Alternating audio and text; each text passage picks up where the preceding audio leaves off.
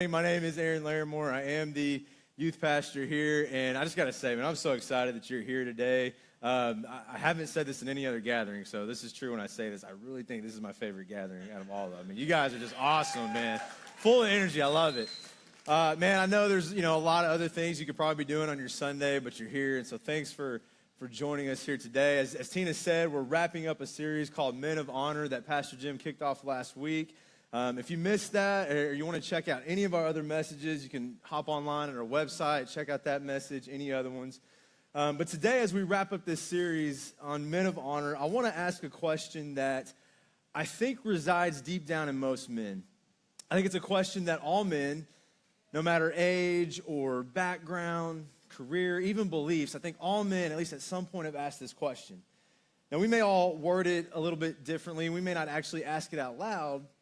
But I think all men want to know, am I a man of honor?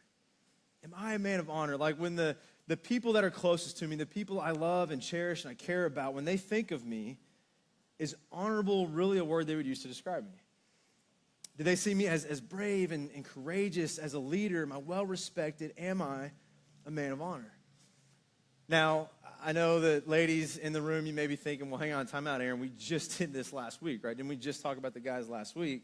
But ladies, we're men, we need a lot of work. And so we're really going to take 2 weeks, make sure this really soaks in, okay? Now, ladies, let me just humbly ask you not to tune me out this morning. Because at the end of the day, I think, even though this is something that men are wrestling with, this is something that we're, kind of questioning, and I'm mainly talking to the men today, I also think, from what I understand, I think ladies want to be around honorable men, around fathers and sons and brothers and husbands who are honorable. I think that, men want it. I think the ladies want to be around it. And what I really hope to help us men do today is to be able to confidently answer that question, am I a man of honor? And even if we don't honestly like the answer to that, at least help us walk out of here today with a plan to change it. I think there's something that's just hardwired in every man. I think we see it even as boys, but there's just something hardwired in a man that craves honor, that craves to be a man of honor. If you think back to your childhood with me, and if you're like our executive pastor, J.J. Williams, you're going to have to go way, way back into your childhood. I'm just kidding. But if you think back to your childhood, I think we probably all had that action hero or maybe that superhero that we really looked up to. He's kind of that role model. He'd be that guy that you would dress up for on Halloween, or maybe when you're outside playing with your friends, like that's the character you would pretend to be. You know what I'm talking about? I think for me, man, 9 times or really 10 times out of 10, hands down, it had to be this guy right here. Anybody else with me on that? Like, I know I'm not the only one, right? Like, all the men are like, amen. Yeah, like Walker, Texas, Chuck Norris is just one bad dude, right? I remember watching that show with my dad just, as a kid, and I still watch it now, but, watching that and just being like, yep, that's it. Like, that's what I want to be. I don't want to just be a Texas Ranger. Like, I want to be Walker, Texas Ranger, right? But I think, as reality starts to set in, the older we get, man, that reality starts to set in and we realize, okay, that's not realistic. Like being an action hero, being a superhero, it's just not reality. It's not realistic. And so maybe even we shift role models a little bit. For me, it was that tough day realizing, you know what, probably not going to be Walker, Texas Ranger. Well, then me and my dad watched the movie Rambo, First Blood Part 2. And again, all the men are like, amen, right? Like, yeah. Ladies, if your man hasn't seen this movie and he goes home and watches this tonight, I'm just going to give you fair warning right now. He's going to be jumping over the couch, like doing push-ups in the kitchen. Like, it just does something in here, man. I don't know what it is. He's got a machine gun with a rocket launcher. I mean, come on. I mean, there's just something in a man that even as a boy craves to be a man of honor. And we may change who our role models are over the years. Or maybe as we get older, how we would define what honor really looks like as we go through life's different stages. That might change a little bit. Our understanding of honor may kind of differ a little bit, but I think that desire stays the same. I mean, whether a boy, a teenager, or a man, men just want to be honorable. And so if that's something that we've been chasing since we were boys, then why now as men are we still asking the same question? I mean, did what it takes to be honorable change over the years? How do we know when we've really achieved it? what might make one guy more honorable than the next. I mean, when we stop to think about it and step back, there's a lot of uncertainty when it comes to this whole honor thing. There could be some different reasons for that, but I think the biggest reason has to do with our culture today. Guys, let's be real. There's a lot of ideas in our culture today of what a real man is supposed to look like, let alone an honorable man. Do you know we're one of the only cultures in human history that doesn't have a rite of passage, a set, agreed-upon rite of passage for when a boy becomes a man? We don't know. We can't agree. Budweiser says it's 21. Army says 18. Xbox would say 17. DMV says 16. If you go to Disney at 10 years old, you're going to pay the man price, the adult price. And so if our culture doesn't even know when a boy becomes a man, how can it tell us when a man becomes honorable? I think our culture has really portrayed manhood in so many different ways and continues to disguise it and kind of reshape it into what it wants it to be, that it's really sidetracked a pursuit for honor for this just endless pursuit of masculinity. Who's got time in today's culture to pursue a thing like honor when even manhood keeps being reinvented? I think if we truly want to be honorable men, then we have to know what it looks like. We got to be able to define it once and for all, have an example to shoot for that never changes. And you know what, men, we can continue to look to this culture for the answer, but if that's only led to confusion and just endless frustration in the past, then, man, I say while the world's out there trying to figure out what a man is, we become men of honor. And so today, guys, I really want to ask you to join me. Join me on this mission for honor. Because when the rubber meets the road, guys, I don't stand up here today to say that, you know what, I've got this all figured out. I hope you don't hear that today. I don't stand up here today to go, you know what, I've got this all figured out. I do this perfectly. The truth is, I'm just a regular guy like you, and I'm trying to do this. Man, I'm a husband like you are. I'm a brother. I'm a father. I'm a son. And you know what, man, I want so bad for my wife to say, you know what, that's a man of honor. I want so bad for my sister to say, man, my brother is honorable. And when I look at today's culture, man, with everything that I have in me, I desperately want to raise an honorable young man. Now, I need to warn you up front, though, before you accept this mission and kind of join me on this pursuit for honor, what I've discovered so far is that this is not easy. I don't want to sound cliche, but this is really not for boys. What I've seen so far in my own life is that choosing to pursue honor in a world that has absolutely no value in that whatsoever, we're going to get a lot of pushback. It's going to look weird to the rest of the world. There's going to be a lot of tough decisions and a lot of uncomfortable situations, but I think every man, given the chance to really obtain authentic, genuine honor, is not only willing to get a little uncomfortable, but is willing to fight for it. And so today, men, not only are we going to look to an example, a perfect example of an honorable man, we're going to unpack 3 ways of life to strive to live by, 3 ways of life that we can strive to live by that'll help us to become the men that we want to be. I think the men the ladies want to be around, and the men God created us to be. And here's the best part, guys. This all comes from 2 short verses. I get it. I'm a guy. You give me more than like 2 verses, and I'm probably not going to read it, probably not going to remember it. And I'm a youth pastor, okay? So I get it. 2 verses. They come from 1 Corinthians. And in 1 Corinthians, the Apostle Paul is kind of writing a letter to the church, and they lived in a just jacked up culture. And so he's writing a letter to answer some questions they had, and he's also giving them some instructions. And in these instructions, he addresses real manhood. He says in 1 Corinthians chapter 16, this is verses 13 and 14. Here's our 2 verses. He says, be watchful, stand firm in the faith. Act like men, be strong, and let all that you do be done in love. And so the first command that Paul issues to us men is to be watchful and stand firm in the faith. Now that may sound fairly simple, but it's so much more than just, hey man, pay attention, or hey man, look out. It's actually this command to be on guard to the extent that if we choose not to, those around us suffer harm. It's this old school military command that was given to lead watchmen in those times. And a lead watchman was this man who was appointed by the king, and his job was to literally stand firm at the kingdom wall, at the kingdom gates, and to be watchful because enemies were constantly trying to get in. And so if a kingdom's got a good watchman, one that embraces that call, then that enemy's got to take him out first or just move on. Because if the enemy can take out the lead watchman, that lead defense, then it leaves everybody else completely defenseless. In fact, this was such a serious job that if a kingdom had been attacked and the lead watchman had not warned the people, he'd be put to death.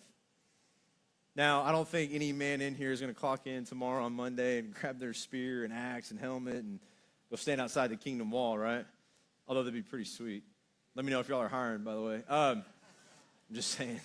But that may not practically look like your Monday. But guys, here's the thing: we are protecting something. We are instructed to be watchful. We are commanded to lead. And so, if you want to follow along with me in your worship guide, number one, we got to lead with purpose. Lead with purpose. See, to be watchful is to be that lead watchman on the wall for our families, maybe our coworkers, for those people that God has entrusted to us, for our church, to be alert and looking for those attacks, to be the lead defense. You may say, well, hang on, what attacks? Like, what are you talking about? Who is this enemy? Jesus actually tells us pretty plainly that, man, we've got an enemy. And this enemy is hell-bent on one mission, and that's to destroy everything and everyone that we love. Jesus tells us in John chapter 8, verse 44, he says, this enemy, he was a murderer from the beginning. And the devil is a liar. There's no truth in him. When he lies, he speaks his native language. For he's a liar and the father of lies. You may remember this John 10 from last week, but in John 10, Jesus says the thief, talking about our enemy, talking about the devil, comes only to steal, kill, and destroy. And man, God has appointed us as lead defense. If the enemy can take out the man, it leaves everybody else as open game. You know, one of the things, if I can just be honest with you this morning, one of the attacks that I've seen heavily in my life that I don't know that I always get this right. I know I don't. I've seen it in a lot of my friends, and men, you may resonate with this, but I think our enemy loves to attack us men with busyness. Man, he loves to get in there and we become so consumed. I know I do this. We become so consumed with the job or the career and all those things. We can even become so consumed and just prioritize even that hobby, man, that thing that we love to do, that night out with the guys. And hear me, I'm not saying that's wrong. I'm not saying that's bad. But if we become so consumed with that, what started off as a hobby all of a sudden becomes an obsession, and the career and all these things become an obsession. And what we may not realize is while we're doing all this, man, our families, our wives, our children are longing for interaction. Man, if we're so busy with that stuff, who's watching the gate at home? We can't be watchful. We can't lead with purpose if we're always absent. Our enemy loves to create division. He hates unity. Unity in the church, unity in our families, unity at the workplace. Anywhere there's unity, he wants to destroy that. And so he can attack the lead watchman. He can attack the man, and he'll tempt that prideful nature that's in every single one of us. And if we're not watchful, if we're not careful, I've seen this in my own life, man, we become really selfish, and all of a sudden, she's not making me as happy.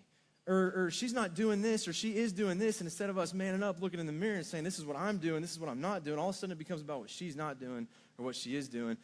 And there's this division, there's this bitterness and separation. The whole time our enemy steps back and goes, man, he wasn't paying attention. I got him.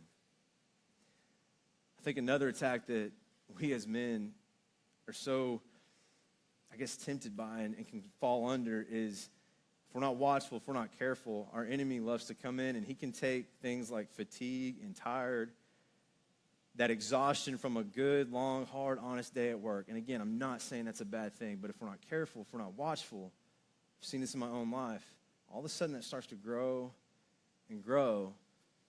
And before we know it, we've become completely passive and lazy with our parenting as fathers.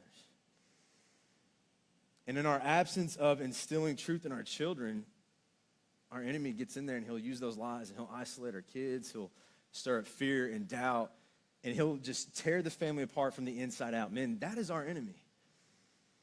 And so what do? Paul's pretty clear. He says, men, we've got to stand firm. Stand firm in the faith. He says part of leading with purpose is standing firm.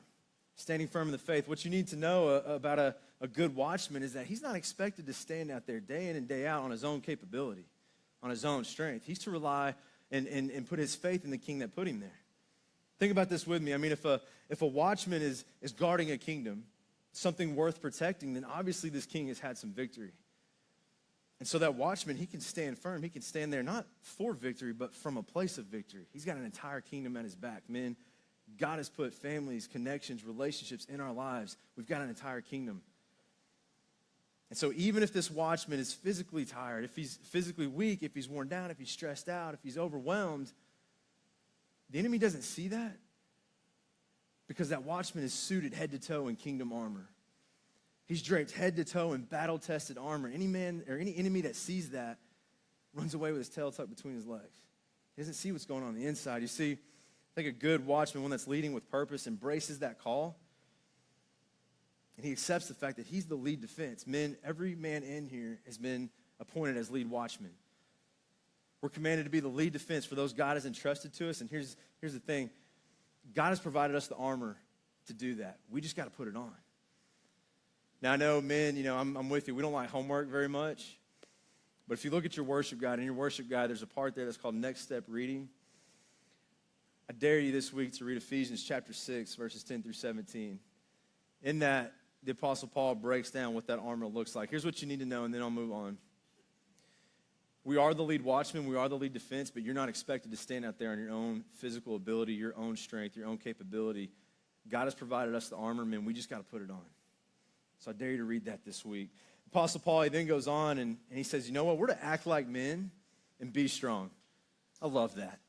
I think that's where I know myself included. I think as men, let's just be honest, we read that, act like men and be strong, and we go, next, right? You're nudging the wife going, I got that one down, don't I, babe? I did that.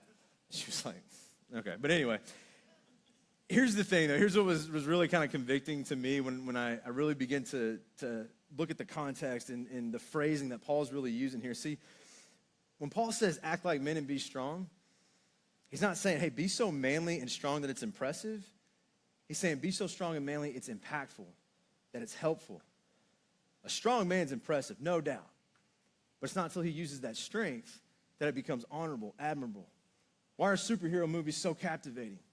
Is it because that superhero is using all that strength and muscle and power to take selfies and post on Instagram? That may be impressive, but it's not honorable until he's using that for the sake of other people. See, Paul would say as men, I think we're the most manly when our lives are leveraged for the sake of others. When our manliness and strength have purpose, when we live with purpose. That's number 2 if you want to follow along. Number 2, guys, we got to live with purpose. You see, I think Paul would challenge us to live in such a way that our manliness, man, everything that makes us men has a very specific purpose. And it's not for us, but it's leveraged in a way that helps other people out, that benefits others. Paul might say, you know what, okay, that's what your culture says strength is, and yeah, that's cute. You can put that on Instagram. That's impressive. But I think Paul would say, hey, a real man, a strong man, sometimes it looks a little bit differently. Sometimes it can look like maybe boldness. Being bold with your faith in the workplace, sharing your testimony, sharing Jesus with the guys that you work with. And I get it. That's difficult. I'm right there with you. I work at the church, and I try to share my faith with the guys here that I work with, right? And they look at me like I'm crazy. They're like, I'm like, hey, you know this Jesus guy? And they're like, duh, right? So I get it. It's hard. Paul might say, you know what? Sometimes real strength looks like perseverance. Persevering through those uncomfortable situations in life. I mean, as a culture, we love comfortability, man. We put comfort over everything. But Paul would say, you know what, sometimes being a strong man means pushing through those uncomfortable situations in life. Maybe it's an uncomfortable situation where it's as a man, a strong man, we have to stand up, man up, and say, you know what, I'm sorry. I messed up. I messed this up. Sometimes I've seen it in my own life. Sometimes, persevering looks like pursuing her, even if she doesn't deserve it. One of the more recent things, just as a dad and kind of raising a young family, one of the things I've recently seen when it comes to this idea of living with purpose and just having strength and perseverance, not how the world says, but how God has designed us to be, is with my own kids. So I've got 2 kids. I've got a daughter her name is Abigail. She's 6 years old, and if you guys know Abigail, she acts like she's 16. Okay, so just be praying for me constantly. Okay, I don't know what, I'm hoping Jesus comes back before then. I don't know, I don't know. That's a whole nother deal. But I also have a son, Noah, who is 9 years old. And so for those of you that don't have a 9-year-old, or it's been a while since you were 9, let me just kind of give you some insight on what's in a 9-year-old's mind, okay? 9-year-old Noah, all he's really consumed about right now, and especially with summer, is, things like YouTube and Henry Danger and Teen Titans Go and Fortnite and right? I'm like, I'm going to flip out on this Fortnite thing.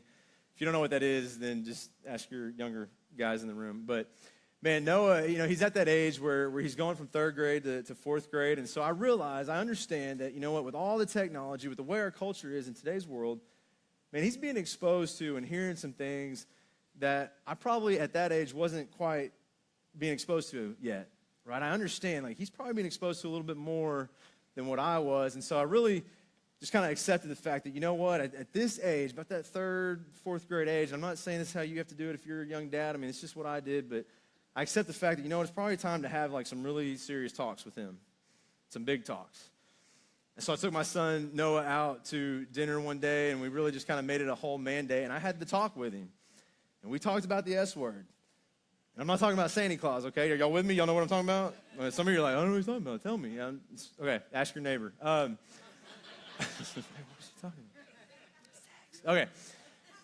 I took Noah out, man, and we begin to have those conversations and begin to talk about this stuff. And, man, I thank God that it wasn't that uncomfortable for him. And I think the reason it wasn't so uncomfortable for him is because I just happened to kind of get to him before the rest of the world had. And I didn't destroy his innocence or anything like that. I mean, I talked to him at a level that he could understand, but it wasn't very uncomfortable for him. And I look back at that and I think maybe it's because I got to him ahead of time.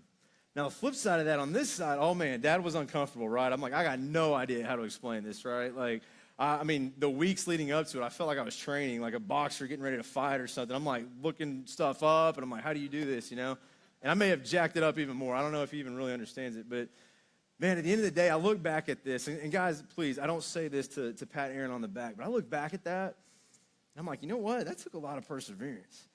That took some strength, right? I mean, that took getting uncomfortable. I did not want to do that at the end of the day, but I would much rather have him hear truth from Dad than hear any lies that he's going to hear from this culture or from that fourth grade class.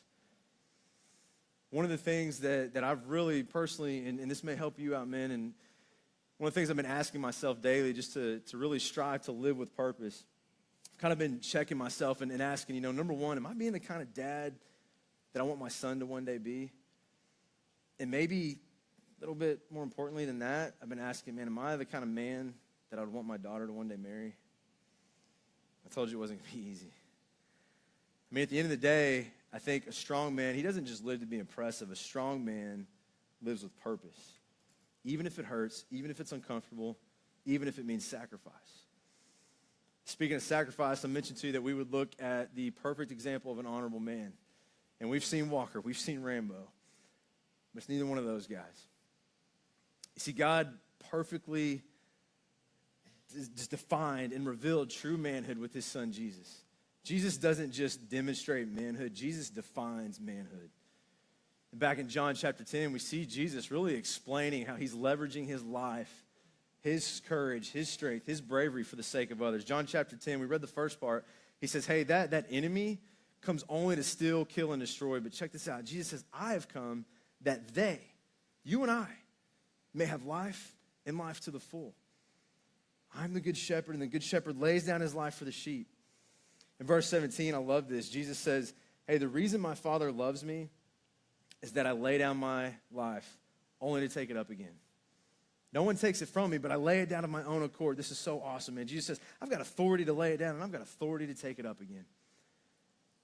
I don't know about you, man, but if Jesus is strong enough and brave enough and courageous enough to literally lay down his life, go toe-to-toe with death and kick death's butt, come up out of the grave, I'm going with that guy. I mean, Jesus uses his strength to endure the cross and the torture and the beatings, not to be cool or show off. He doesn't defeat death to be impressive. He does all that so that you and I may have life and life to the full. See, I think that's not only impressive and honorable, man, I would say that's something worth following. Jesus illustrates what an honorable man's life following his example should look like. And it's a life with a very specific purpose.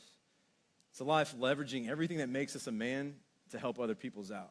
When we live with purpose, I think acting like men, that becomes beneficial to everyone around us. If you and I think back to that last manly thing we did, how is somebody else's life now better off because of it? Paul issues this final command to us men, and you know what? This is probably the most difficult. I know for me it is, but it really just kind of wraps up how to lead and live with purpose in one sentence. So let's go back and look at it. He says, be watchful, stand firm in the faith. That's us leading. He says, act like men. Be strong. That's us living with purpose, leveraging our manliness for the sake of others. And then he says, let all that you do be done in love. And so here's our last point, guys. And I would think Paul would say this as men, real men, guys, this is not an option. Paul would say, hey, if you're a real man, this is required. He would say, number 3, we got to love with purpose. Now I get it. Love is not typically associated with a manly thing, right? You know how many times the word love is used in the movie Rambo? Nobody knows. I tried to Google it. True story, locked up my computer. I put love and Rambo in the search engine, and my computer is like, I don't know what's going on in here, but that, it doesn't compute, right? But man, in today's culture, I think love and manliness don't mix. I bet when you thought of a man of honor, I bet the first thing you thought of was not, oh, he's just so loving. Probably not. But Paul would say that's all that matters. Let all that you do be done in love. I think in today's culture, in our society, I don't think as men we necessarily have a problem saying that we love stuff anymore. I really have no problem standing on this stage in front of all these people and saying, you know what, I love my family, I love my church, I love Jesus, I love hot wings. I love the Cowboys. Yep, come on. I love my truck. I love food. I love food trucks. I mean, we can do this all day, right? I'm hungry now. I'll get you out of here and we can go eat, okay? I mean, I don't think we have a problem throwing love at different things, right? Well, man, we can throw that around. It's no big deal anymore. But I don't think that's what Paul is talking about. I don't think Paul would say, a real man just throws the word love out. I think Paul would say, hey, a real man loves with purpose. And so what does that look like? Paul actually describes this for us in a few chapters earlier in chapter 13. And he uses the entire chapter of 1 Corinthians chapter 13 to describe what love is supposed to look like. Let me show you this little passage, and you may be familiar with this. It's used in weddings a ton. I actually used it in a wedding not too long ago, but take a look at this. He says, hey, love is patient and love is kind. It does not envy, it does not boast, it is not proud, it does not dishonor others, it's not self-seeking, it's not easily angered. It keeps no record of wrongs. I really love this next part because this almost sounds like a superhero's intro. Man, check this out. He says, love does not delight in evil, but rejoices with truth. It always protects, always trusts, always hopes, always perseveres. Love never fails. One of the most interesting things to me is I was kind of jotting some notes down for this message and prepping for this is I'm writing some notes down, and I'm like, you know what? I think there's this part in Scripture. I couldn't remember where it was. But I was like, I know there's this part where the Apostle Paul talks about how when basically he was a boy, he acted like a boy, and he did boy things. But when he became a man, he put away childish things. And so I'm like, man, that's got to go in here, right? I mean, I'm doing a man message. I got to get that in here, but I couldn't remember where it was.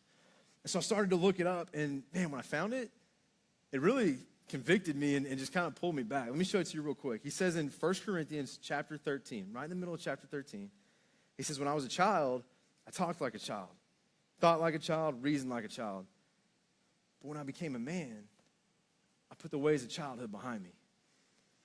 And one of the most, just vivid illustrations we get in all of Scripture of what love is supposed to look like, Paul associates love with manliness. In other words, Paul says, hey, what separates the men from the boys is love. And if we look at that definition of love, man, no wonder. That's not a boy thing. That's a man thing. I think Paul could look at our world today. I know he could look at my life, man, at any given point. And he'd see us men being irritable, impatient, obnoxious, easily ticked off, not loving. And you know what he would do? He would ask for our man cards. He'd say, that's not being a man, that's being a boy. Boys act that way. Toddlers, not men. So I think because I'm in there with you guys, I think if we want to be honorable men, we got to strive daily. Daily choose, wake up every day and daily choose to make our actions, our reactions, our thoughts, our words all flow out of love. Not because we feel it or they deserve it, but because we're men and that's what real men do. I think we need to strive to make that effort to reflect the love that's first been shown to us. You see, Jesus, our example, he demonstrated this kind of love for us and to us. This is so awesome. Romans chapter 5, verse 8, Paul says, hey, God demonstrated his own love for us in this, that while we were still sinners, in other words, men, when there was nothing honorable about you and I, when we're running around acting like little sinful boys, Christ died for us.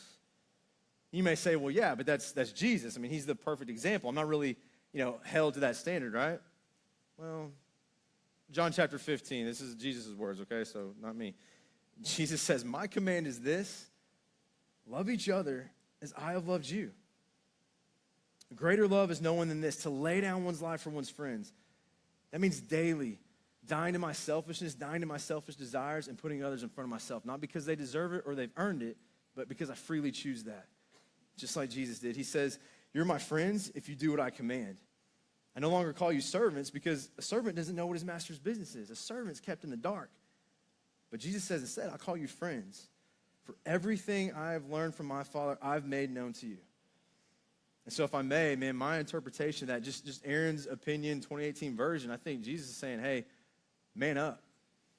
There's no excuse. Can't say I didn't tell you, and you can't say I didn't show you. So, men, let me submit to you today that to answer that question, am I a man of honor? I think we got to man up. I know I do. And we need to assess how well we're doing in these areas. Man, number one, am I leading with purpose? Or have I become so busy or so lazy that I've left the gate completely open? Am I living with purpose? Is my manliness just for show, just to be impressive? Or does it actually benefit those around me? And then finally, am I loving with purpose? Am I daily choosing, because I'm a man and that's what men do, daily choosing to get uncomfortable and to strive to do everything I can to have all that flow out of love? Because that's a love that's first been shown to me. Freely, undeservingly, man, just selfishly given to me. Men, we have a mission. You have a mission today. And your mission is to be exactly who God created you to be. And that's a man of honor. What's so awesome to me is that God did not just put in us this desire, this craving, this lust for honor that we see even as boys. He didn't just put that in us and then just let us to run around aimlessly and try to figure it out on our own. He put that in us, and then he defined what that looks like. And then he demonstrated that through his son to us. This blows me away every time I think about it, but what was so awesome is that God would do that for us, and not only that, but he would offer us men the same spirit that raised Jesus Christ from the dead, that kicked death's butt. He offers that same spirit to take residence inside of us. He offers us that armor. We're not expected to do this on our own ability, despite what the stupid world says. He offers us the armor. He offers us that gift. He offers us that spirit, and it's through his son, Jesus Christ. The question is, will you accept that mission? Will you walk out of these doors? Will you join me? And we walk out of these doors, and will you lead and live in love with purpose? Will you follow Jesus? Imagine with me, because I'm doing this with you. I don't stand up here to say I'm doing this perfectly at any rate. I don't say that. But imagine with me what would happen, men, if we walked out of these doors today, right now, and while the world's over there trying to figure out what a man is supposed to be, we walk out of these doors striving to be men of honor. And we make every effort that we can to lead and live and love with purpose. Man, imagine what that would look like. Imagine what, following Jesus' example, what your families would look like. How might your family dynamics change? Husbands, how would your wives begin to see you? Dads, I'm a dad, I'm in there with you. How would our sons, our daughters look to us? Like I said, this won't be easy. I mean, following Jesus ultimately means going to a cross. It means daily, as men, we choose to die to our selfishness, die to our selfish desires, and to put others in front of us. Nailing pride down. Not because they deserve it, not because they've earned it, but because we're men, and that's what men do, because that's what he did for us. I also think just like Jesus' victory over death, men, we can have victory. We can have honor. We can be men of honor. Let me pray for you. God, I thank you so much for that desire. God, I thank you for putting in every man that desire for honor. And God, on top of that, thank you that you didn't just put that in us to mess with us or to toy with us and to leave us to just wander around in the dark, but that you set the example of who you created us to be in your son, Jesus. God, thank you for him, and God, thank you for rescuing us. God, thank you for Jesus' sacrifice. God, thank you for his victory over death. And God, thank you that you offer us that same spirit so that we can be in right relationship with you, so that we can be men of honor. God, I thank you for that man right now, that man of honor who is doing everything he can to live in this crazy, jacked up world and be a man of honor and follow your son. God, would you just give him that extra dose of strength that he needs right now? God, I also pray for that man who right now is deciding for the first time to accept this mission, deciding right now to set aside how he's been trying to live his life, how he's been trying to do this thing, and to accept the free gift of your son, Jesus, to accept that spirit, to accept that armor, to embrace his call that you've put in him. God, I pray for that guy who right now is deciding when he walks out of these doors, he's following your son, Jesus. God, would you meet him right now where he's at?